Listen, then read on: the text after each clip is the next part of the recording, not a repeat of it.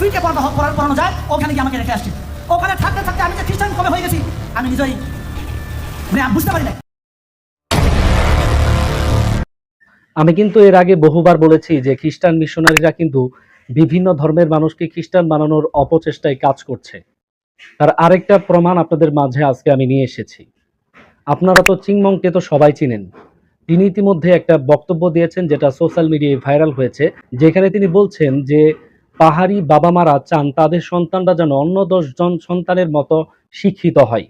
সেজন্য তারা যখন দেখে পাহাড়ের মধ্যে বিভিন্ন জায়গায় বিভিন্ন প্রতিষ্ঠান পড়ালেখা করাচ্ছে বিনামূল্যে, তখন তারা সেই প্রতিষ্ঠানগুলোতে তাদের সন্তানকে পড়ার জন্য দেন। তারা তো আর জানেন না যে সেই প্রতিষ্ঠানের উদ্দেশ্য কি। ওইখানে যখন তাদের সন্তানরা পড়াশোনা করে, পড়াশোনা শেষ করতে করতে ওই সন্তানগুলো নিজেও জানে না যে তারা খ্রিস্টান হয়ে গেছে। আপনারা যখন পাহাড়ে সফর করবেন দেখবেন পাহাড়ের অনেক আদিবাসী আছে। এই আদিবাসীদের নিজস্ব ধর্ম ছিল। এখন আপনি সফর করে দেখেন, পাহাড়ের বিভিন্ন পাড়াতে গিয়ে দেখেন, আপনারা সেই সম্প্রদায় পাবেন। মুরং সম্প্রদায়, ত্রিপুরা, মারমা, বার্মা, অনেক ধরনের সম্প্রদায় আপনারা সেখানে পাবেন। কিন্তু সেই সম্প্রদায়গুলো তাদের নিজস্ব ধর্ম, আদি ধর্ম থেকে বের হয়ে বেশিরভাগই এখন খ্রিস্টান ধর্ম চর্চা করতেছে।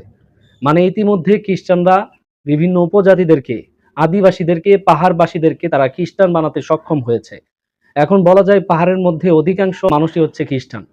খ্রিস্টান মিশনারিরা এই পার্বত্য অঞ্চল তারা আলাদা রাষ্ট্র করার যে অপচেষ্টা চালাচ্ছে, সেটার একটা ইঙ্গিত কিন্তু গত সরকার শেখ হাসিনাও কিন্তু দিয়ে গিয়েছে। অতএব এখন থেকেই যদি মুসলমানরা এবং বাঙালিরা যদি সচেতন না হয়, তাহলে বাংলাদেশের সার্বভৌমত্ব হুমকির মুখে পড়বে।